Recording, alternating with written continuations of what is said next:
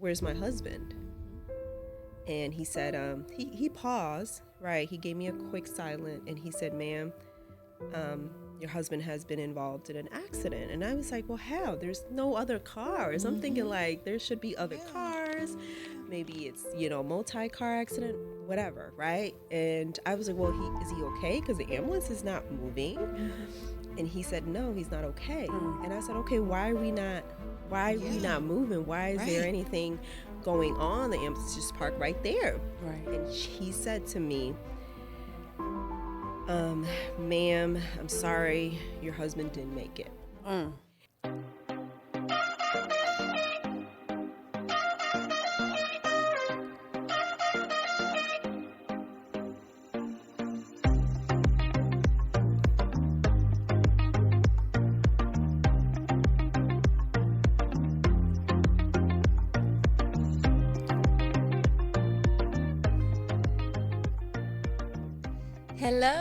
Hello. Welcome to Heartprints of Loss podcast. Yes. I'm Amanda. I'm Sophy. And I'm Kristin. And we are here to curate a safe space for widows to journey through their grief of widowhood. And we are committed to creating safe spaces and illuminating the path by sharing our stories so that widows can go from surviving to thriving. Absolutely. How's that? I love it. Beautiful. Yes. Beautiful. I love it. Yes. And so our goal is to make sure that we are as transparent as possible Yes. with Absolutely. our widowhood and our grief journey, sharing stories that truly empower and uplift our community. Yes. And So we are so grateful that you are here and you are tuned in. And whether you're a widow or you're someone supporting a widow, you were meant to be here. And we are excited to share our journey. So excited. Yes. Yes, So yes. who are we and how did we get here? And Yeah. To this widowhood. Yep. To this. Kristin, you want to go? Oh man, well I guess so since you put me on blast like that. No. Well, I became a widow at 32. My husband, he was murdered 3 days before our son's 15th birthday. He had just left the house and he was going to be coming back, and I remember his best friend called me. I was like knocked out, and they was like, "Shaw just got shot." And I was like, what? It's like 3 o'clock in the morning or something like that. And I'm like, what? And I just remember screaming like, Shotty, Shotty, your dad just like got shot or something. And we jump in the car and we get to the scene and like his car just shot up. But the ambulance had already had him on the ambulance. And my son and I were following the ambulance, and I see him on a stretcher, so I'm thinking he's all right because he's like sitting up. And then I just remember the doctor coming in, like trying to explain to me, but I kind of I couldn't understand the whole, you know what I mean? Like, wait, what? Like, well, he's gonna make it, right? You know what I mean? But I wasn't, quite understanding. And then I just remember, like, when I went to the back to see him, he was pretty much like just laying there and everything. And then that's when they told us, like, there isn't anything, that we could do. And I'm like, wait, what? Like, so at that time, when they said I had to make the decision, like, if you got to pull the plug, like it's something, you have to make that decision. I'm like, is there a 1% chance that he can make it? You know what I mean? Like, just give me that one, that 1%. And they like, there's nothing, that we could do. And I said, okay. So I let family and stuff sit in so that we can all hear exactly, at the same time. And it was like, that's when, the reality had hit me like, wow, like my husband is gone. Like, you know what I mean? And, we sat there and, waited till, they pulled the plug and everything. And that, that's when I was like, at that moment I had accepted, like, I can't call him no more. Like, I can't do any, I lost my husband. Yeah. So that's when my journey of widowhood started, like July 14th, 2019. My husband was murdered, and I became a widow. And the harsh reality of life, you know, such an early after age. Right. You 32. said how old were you? 32? We had just got Yeah. married, like, not even, it would have been almost 3 years to the date. You know what I But mean? you were with him for Yeah, since we were like 12 years old, on and So off. this was your lifelong Yeah, partner. like though you literally, were we had our first recently married. son, Right. together at 17. I was 17 years old. You know what I mean? So that was like, I mean, he was all I knew. He was my Yeah. family. He was like my lifelong partner. We had our early, you know, preteen to teenage to 20s to 30s. You know what I mean? And in the blink of an eye, my life had changed drastically. Absolutely. Yeah. Yeah. So Yeah. widowhood, I stepped into it at 32. Yeah, yeah. Well, mine started at 41. It started at 41. You know, previously in Brian's, his name is Brian, and in his previous life, before he changed and made, before he transformed and all of this good stuff, he was serving time for 3 years. We were only married for a year and a half when he had to go in to serve time for something that he, did, years prior, right? Yeah. I didn't know that life. I wasn't even with him. I met him, after he's made such a wonderful life change. But he had to sit down and work release for 3 years. Mind you, we were married only a year and a half for him to go sit down. He came home a year later, it was shy of a year. One evening he went out to watch the Alabama game, his big road tide. Alabama football was huge, for him. And he was literally, I remember him calling me. Well, I texted him. I was like, hey, how's it going? How's the game? He's like, the game's, been done. I was just, I had a friend come in and we're just now chopping it up or whatnot. And he had texted me, on the way home. But then he had also called on the way home. And I remember asking him, how far are you? He just, it was late. And he said, I'm 8 minutes from home. And he specifically told me where he was. And I said, okay, cool. But I remember him being super hyper from some news that he's received. And I remember telling him, like, calm down. Just we'll talk about it when you get home. And all of a sudden, the phone just went blank. Wow. It went blank. And I remember saying, Brian, hello? Hello? It just completely went silent. Hello? And there was nothing. My heart dropped immediately. I was calling him back. It was going to his voicemail. I was calling him, calling his work phone. It was going, that work phone was ringing, but his primary phone was just going right into voicemail. And I just remember my heart just dropped. You get this feeling and this unction. I waited 8 minutes because he said he was 8 minutes from home to listen to that garage door. And immediately, that 8-minute mark, I got in my car and drove to where he said he was. When we disconnected, all of a sudden, I remember driving this road in Huntsville, Alabama, on Capshaw, a road that he's driven. He's originally from from there, all his, life. And I remember driving there, and I didn't see a lot of commotion. I remember seeing emergency, cars there, police car,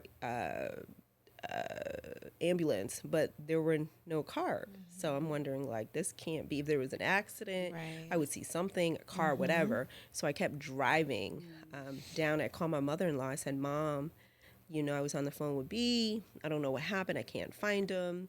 It just kind of went blank. And I said, I drove by the scene, but I didn't see any cars. But although I did see, policemen and ambulance, but I didn't see. She was like, turn around. She was like, baby, turn around and go back there and ask, like, what happened there. So I remember driving back and pulling up, and a fireman comes over to me and say, how can I help you? Because I I was parked in somebody's driveway. It was, private property. And I was like, I was on the phone with my husband. I can't find him. He said he was around this area. And I really just, what's going on here? And he was like, oh, I really don't know what's going on. I said, has there been an accident? I remember looking kind of to my left into the distance. I saw this like black thing. I wasn't sure if it was a car part or if it was something. Yeah. It was dark. By this time it was almost midnight. And he said, if you hang out for a minute, I'll ask the state trooper to come over. It was about a good 20 minutes. I remember my mother was on the phone on my car phone and speakerphone. And I remember the state trooper coming over to me, and he had like a piece of paper in his hand. And he said, are you Sophy Thomas? And I said, yes, sir. I said, are you holding my insurance card? I just kind of immediately knew to ask him. Right. Yeah. And he said, yeah. And I said, where's my husband? And he said, he paused, right? He gave me a quick silent, and he said, ma'am, your husband has been involved in an accident. And I was like, well, how? There's no other cars. I'm thinking like there should be other cars. Maybe it's, multi-car accident, whatever, right? And I was like, well, is he okay? Because the ambulance is not moving. And he said, no, he's not okay.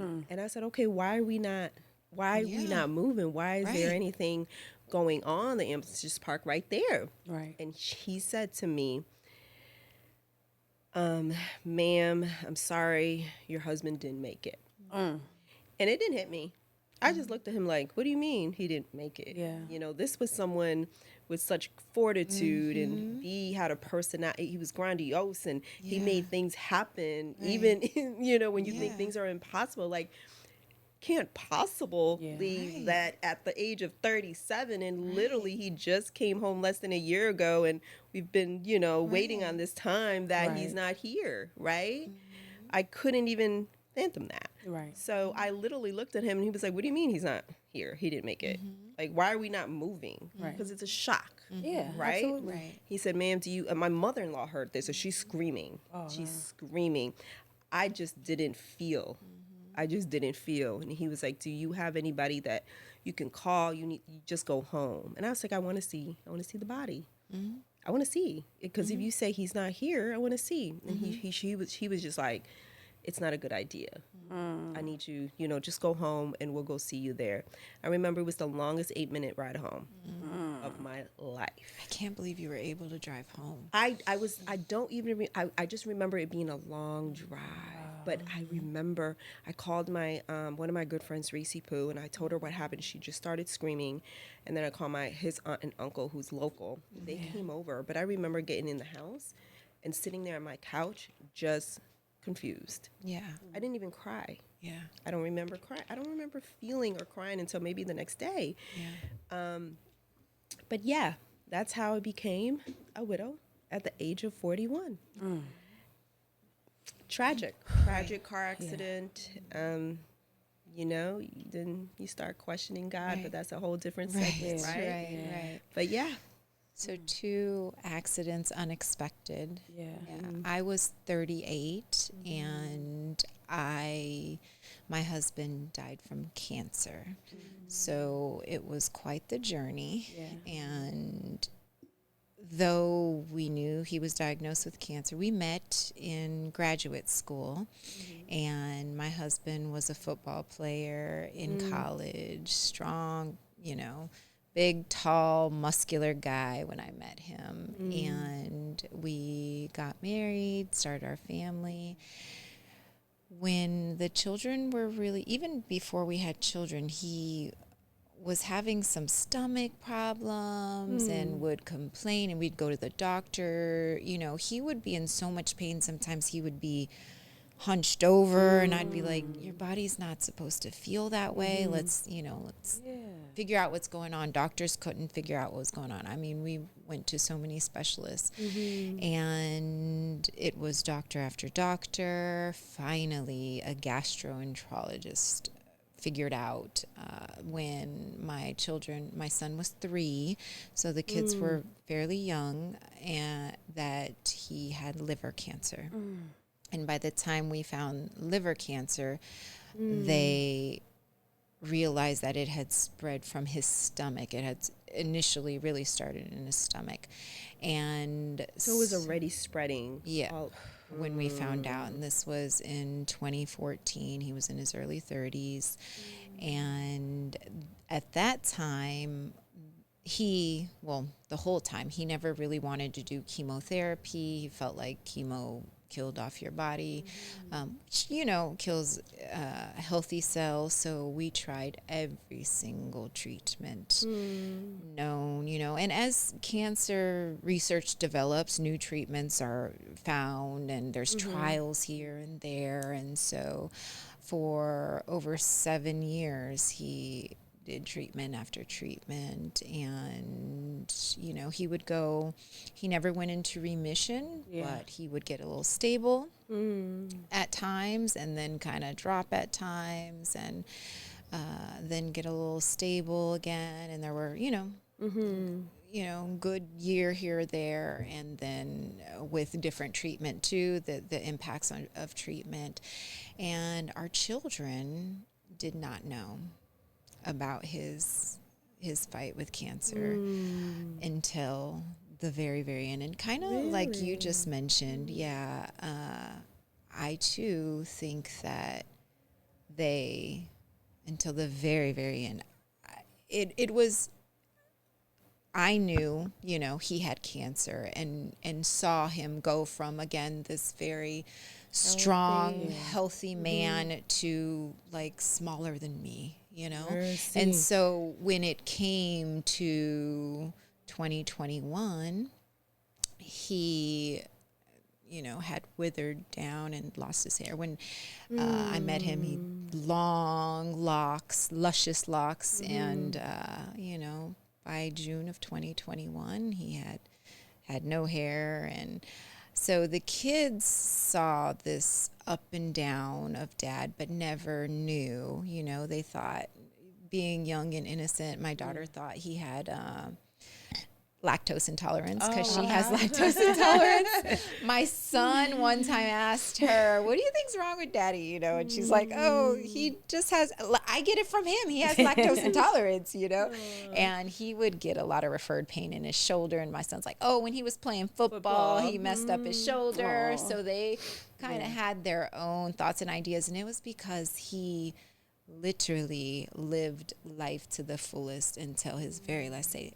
Days before he got called to heaven on June 3rd, 2021, I was 38 when I became a widow. He was on the football field coaching.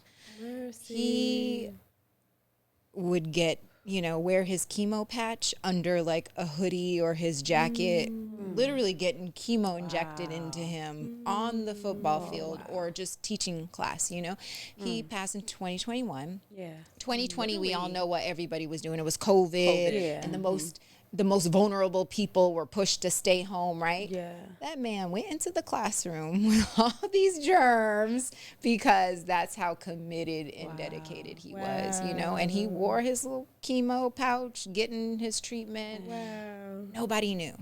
Our kids didn't know. Most of his kids that he taught and coached on the football field did not know. His closest coaches and our family, our close family and friends knew what he was going through. But for the most part, he showed up every single day. The amazing man that he was. And so literally days before he passed, he was walking out the door to go to a checkup at the hospital at Moffitt Cancer Center where we went, and the kids, "Hey, bye, Daddy," And when we got to that visit, he was being admitted, and I told my sister-in-law, who was home with the children, take them to Jacksonville, where our family is, where his family is, for the weekend, because we were going to be in the hospital. I didn't want them to, know Daddy was, in the hospital, because it had happened once before and they were devastated. Right. So I was like, let them be.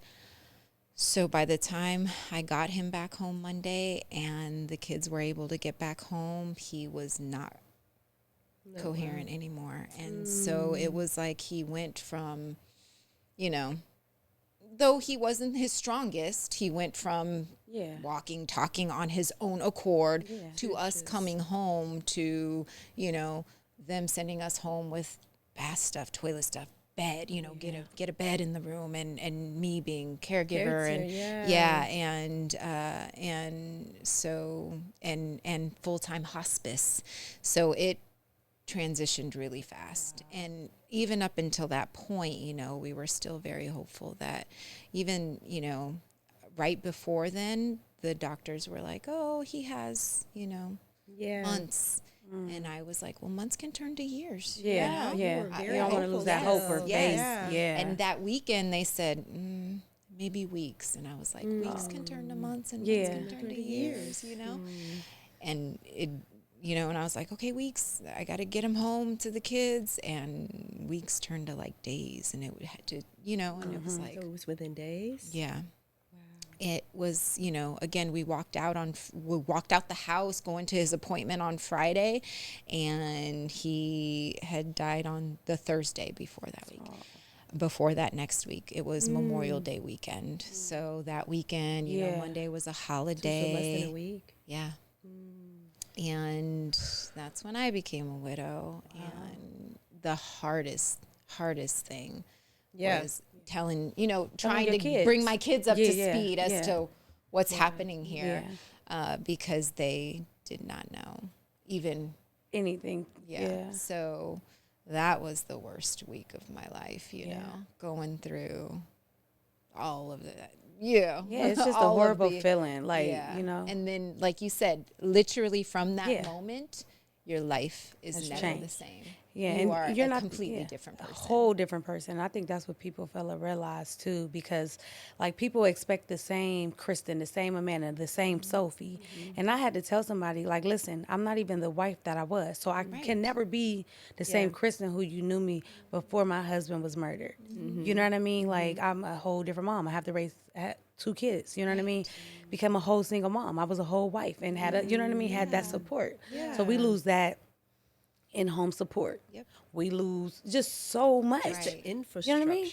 And then you have a whole new word. We go from wife to widow. I didn't even know what a widow was at one point. You know, like, it's a word for this. You know what I mean? Like, so it's just like so many things that it just changes everything about you. You know what I mean? We have to see somebody in a casket that we just was laying next to, that we seen in our bed.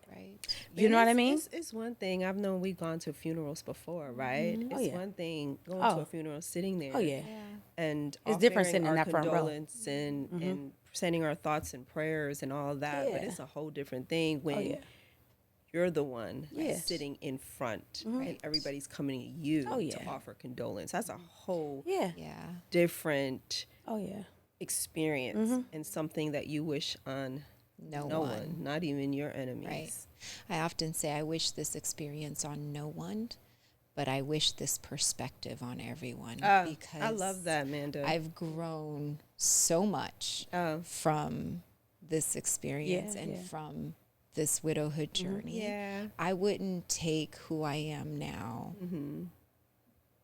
back or for granted, or I am grateful for who I've become through. But it wasn't always like that. This is a journey, and then we'll cover that more in our next few episodes. So how did we come to this wanting to share our journeys, and how did we all come together? Like, how did these 3 fly? Bomb. Happened to cross paths and then end up here. We all met Soph at a conference, the Next Level conference, and we didn't know each other, but I met Soph last year. 2 years ago. No, that was 2 years ago already? Well, it was 22. Almost. No, 2023 conference. Was it 2023? Yes. Okay, so I seen Soph. I was talking to Jeremy, who's over the Next Level Academy, and I was telling him my story. And he like, yo. It was a speaker's conference. It was a speaker's conference. Yeah. You're a speaker. Yeah, you're definitely. A speaker like, now, so right? I speak and I tell my journey of widowhood and other things. And I'm telling him my story, and I have a book called Release and Unleash Through Grief. Hey. You know what I mean? So I'm telling him like about my, my book and, just my story. And he like, yo, you need to talk to my sister. Mm-hmm. She's a widow. And I was like, oh, so I'm like super friendly. Mm-hmm. And I'm she like, ran up on me. Yeah, I'm like, so? Oh yeah. Hey. You know what I mean? I'm telling her like I lost my husband and I wrote this book, I want to, help people regain their self-love and, et cetera, et cetera. And boom, so we start following one another. On social. Then, on social media. Mm-hmm. Then a year later, Amanda start following me, and I'm like, I see she has a retreat, so I call Cal. This is like my best friend. I'm like, she has a retreat. She's like, you should go. I'm like, I should go. And so I messaged her like, I would love to speak at your retreat, and she's like, wow, well. So happens somebody can't make it. I'm like, so we get on the phone, and I'm telling her my journey, and she's sharing with me hers. And I'm like, we're going to be BFFs, I'm like, well, hey, I'm going to come. And she's like, yeah, come. So, boom, it's just like, boom, boom, we get aligned. So that's how I meet these two. Yeah. And so then we come to the retreat. Oh, yeah, I come to the retreat. And then Soph walks in. I'm like, what? I know her, And then we all connect and we do this. I speak and we all sharing our journey.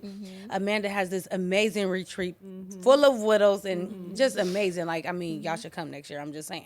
Right. Right. So anyway, even if there's support people. Yeah, definitely. It was amazing. I feel like we all needed it. Yeah, and so absolutely. We all end up connecting and I'm like, I was standing over Amanda's house. Listen, we had such a good time at the retreat. Yeah. We didn't want it to end, right? Yeah. So I'm like, everybody come to my house. Yeah. So I was like, so all three of us are there. We all connecting. We're all like, just talking and everything. And I'm like, we should do a widows podcast. Yep. And they was like, okay.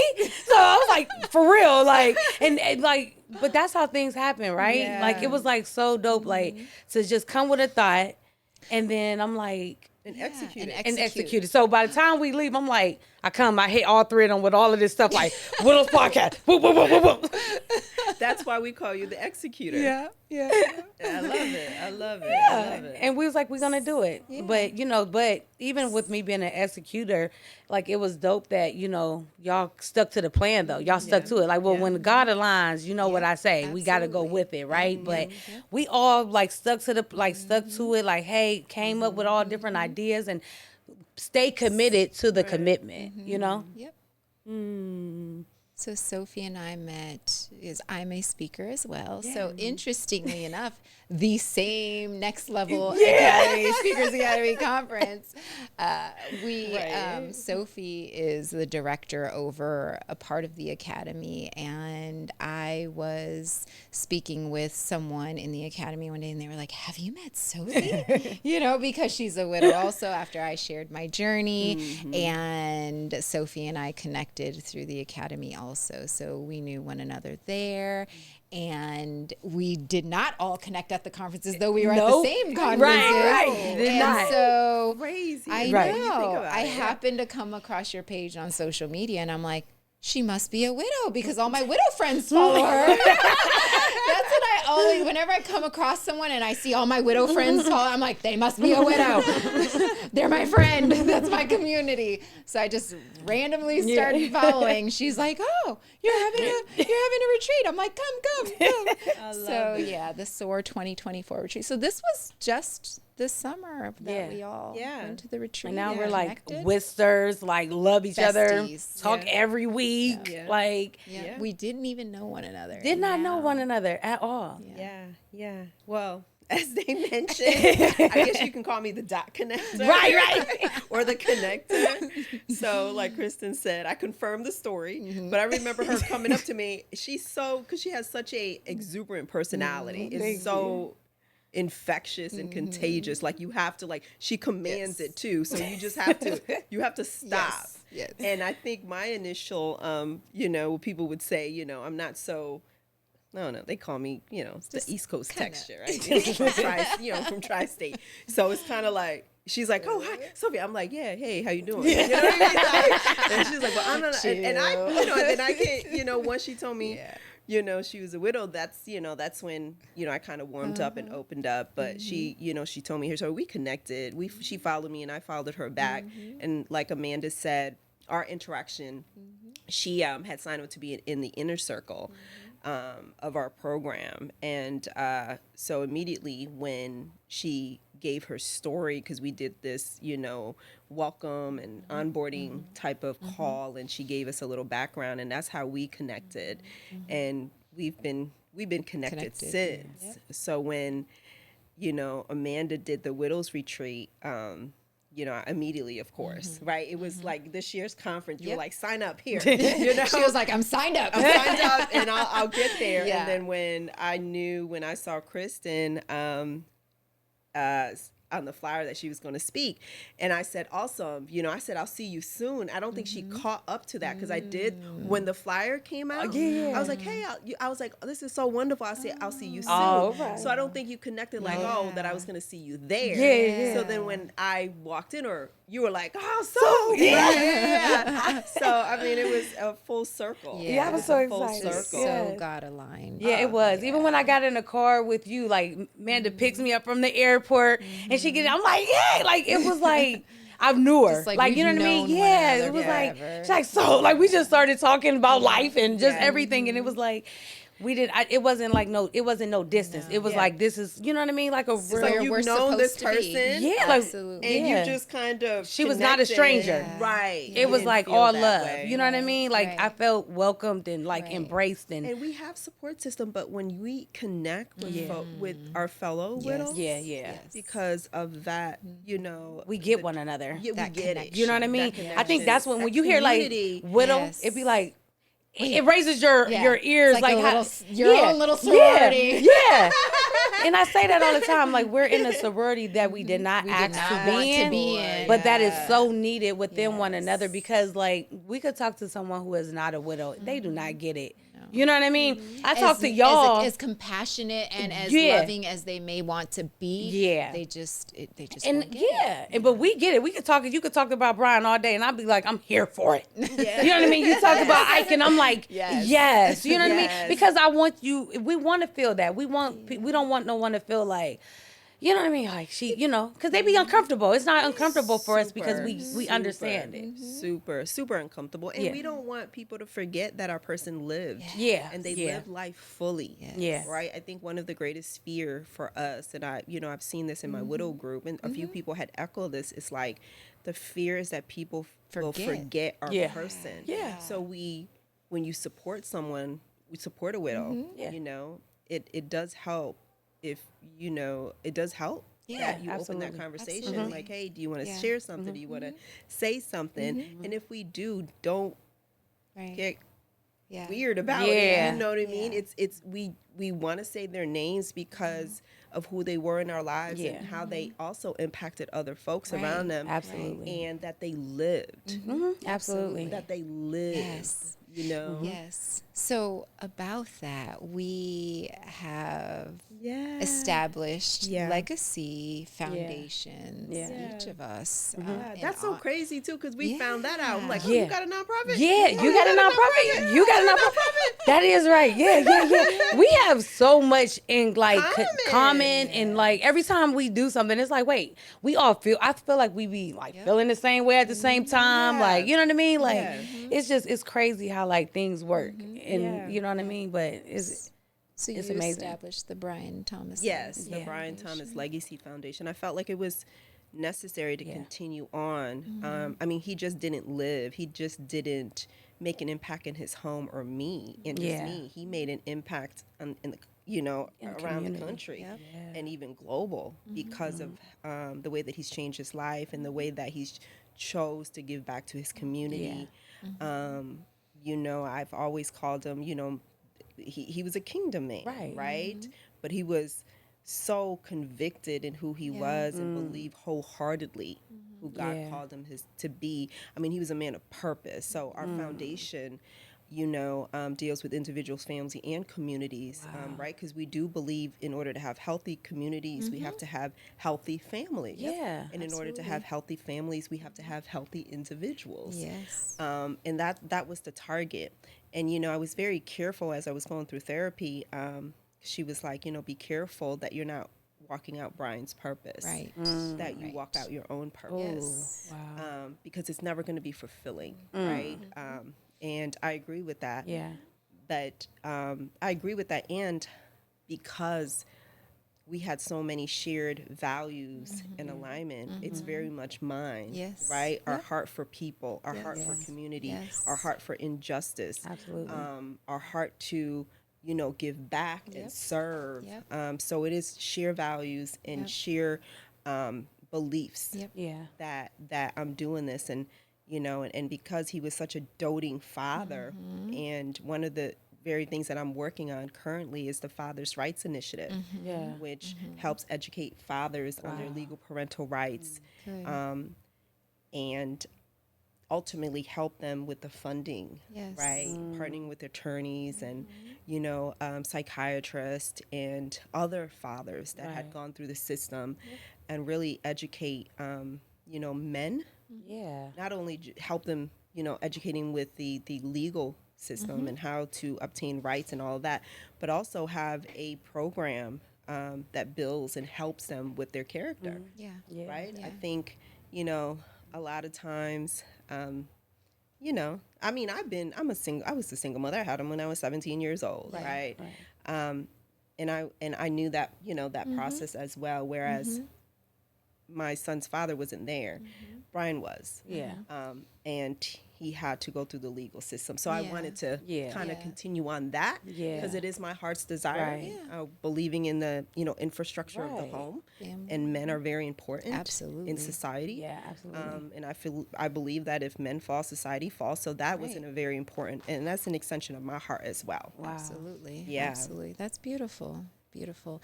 And let me tell you, never have I been so aware, and my eyes have been opened so clearly about how important those men are in the home until my children are in the home without their father. And so that's really, really important. I appreciate that.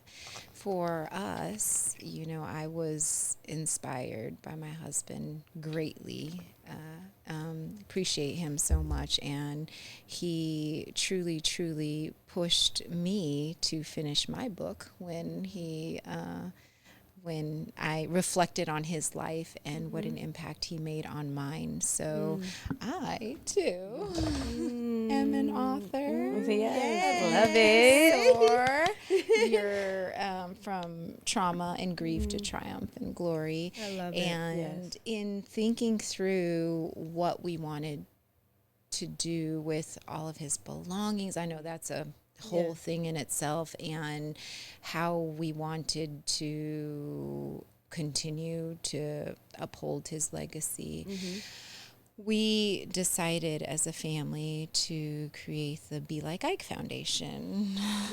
So he, again, was a coach and a mentor, and gave back to his community, and he cared about the youth in the community, not only to be, good students, but to be raised into productive members of society. So he poured into youth and families, and that's what I do too. Like you said, it wasn't just him. Yeah, I'm absolutely. actually a social worker at heart, and I work, And you I've already been have that working heart for for children people. Yes. and families, and yes, I do have a heart for people. So in upholding his legacy, and our foundation, the Be Like Ike Foundation, supports coaches, student athletes, amazing. students, educators. We provide college scholarships to educators, because I know how hard it is. I know how much educators and coaches pour out everything they have to include their own money, their own time, their own resources, as a wife and family of, seeing that all of our life.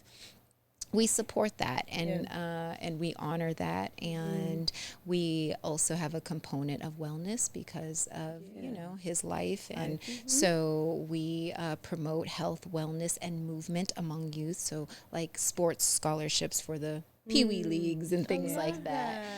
So to promote wellness and education and the importance of health and wellness and overall well-being. So. I love That's that. the Be Like Ike Foundation. Be Like Ike.